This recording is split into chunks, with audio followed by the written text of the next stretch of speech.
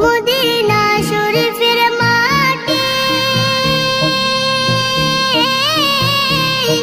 আমার চোখে মুখে বুকে মাখিও। এমন পবিত্র মাটি, এমন পবিত্র মাটি আমার নবীর রওজায়।